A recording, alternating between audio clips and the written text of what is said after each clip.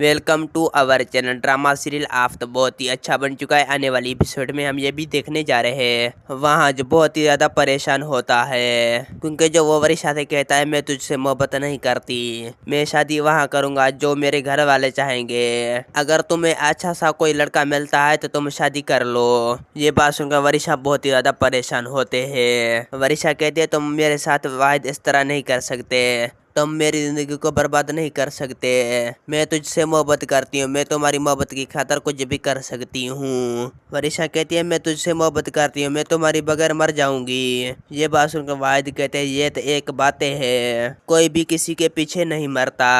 दूसरी जाने बाद महक अपनी बेटे से कहती है तुम जो कुछ भी कह रहे हो गलत कह रहे हो, तुम्हें इस तरह नहीं करने चाहिए, तुम्हें वाज को अपनी घर गरीब करना ही होगा। ये बात सुनकर वरिशा बहुत ही ज्यादा परेशान हो जाते हैं। वरिशा कहती है अम्मी कभी भी ऐसा नहीं हो सकता।